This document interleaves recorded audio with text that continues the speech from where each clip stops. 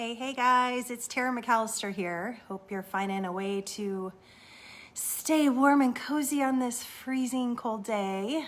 Just waiting for some people to pop in, but just wanted to pop in today. I don't know, I think a lot of people would agree that it's one of the biggest challenges is to hush those self-sabotaging voices that we have in our head.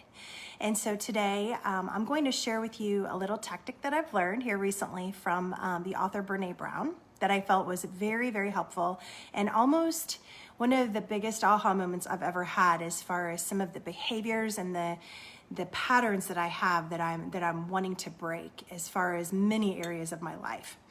So again, let's go back to these self-sabotaging voices that we hear, and Brene calls them gremlins. So here today, I'm going to teach you how to hush them. And we're going to start by talking about the difference between guilt and shame. Okay, so I was not aware of this, but I just recently learned in her book called Daring Greatly, the difference between guilt and shame is that guilt is attached to the action or the behavior, and then shame is really the overall feeling that you have that's all centered around those things that you do that make you feel guilty. And so, like I said, this can really affect us in a lot of different areas of our life. And most recently, it affected me, and it really became clear, I guess, how what I was doing as far as my patterns whenever I would feel guilty and how that was turning into a lot of overall shame that is truly unavoidable in some cases, but it could also be more manageable. And so that's what I'm going to talk about today. Okay, so this is the story of how all of this went down. I recently just joined a new book club. I love doing those because it really forces me to dive in, get things done. It's a great way for accountability, but also discussing what those things mean to people that mean a lot to me. And so I just joined a new one, and we're meeting on Saturday mornings for a few weeks to read that book for Brene Brown. And it was interesting because the first meeting I actually skipped. I missed it.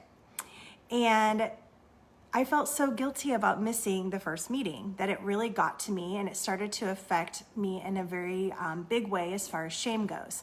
And I recognized that because I had missed that meeting for book club, my feelings of guilt were leading to an overall feeling of shame in whether or not I was a good friend.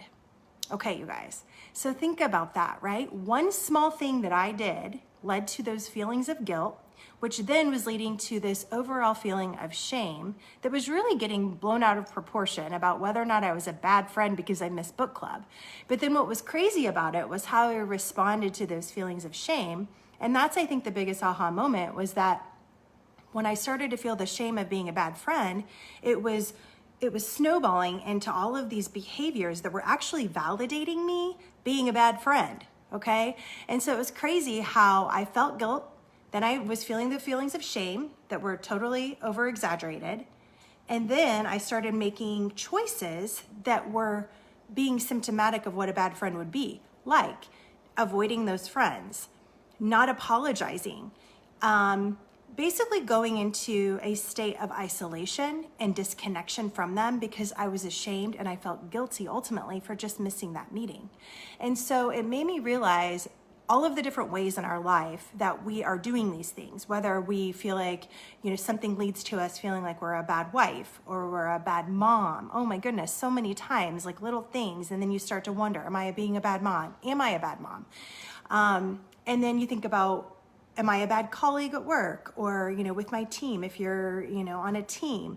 There's so many things that this can affect. And so what Brene Brown says to do in that moment is really to flip your mind from being in the conscious state, the subconscious state into the conscious state. So you're actually making better choices and better activity will follow from that. So if you think about this, your body goes into natural fight or flight mode when it feels like it needs to protect you. And so in that situation, when I missed that meeting, I felt guilty. So then I felt ashamed. And what I ultimately wanted to do naturally in the subconscious was protect myself. And so what did I do? It led to isolation and disconnection from those people because it was trying to protect me from what I had done. And it just really snowballed completely out of control. And so what she says to do to snap yourself back into that conscious mode where you can make better choices that don't validate that you are a bad friend or a bad mom or whatever it might be, you actually just go cancel, cancel, cancel, cancel, cancel. And you just keep repeating that over and over. And it will get your body to flip out of the fight or flight, and then you can move forward and actually stop that downward spiral that will get you going into even deeper, more negative places and pull you out of it and get on an upward cycle so that you are actually coming out of that negativity and you don't lead to isolation, disconnection, ultimately depression. I mean, this can go on and really go to very deep, dark places. So I hope this helped you guys. If it did, please throw me a heart or a like. I see some popping up there. So thanks for those guys.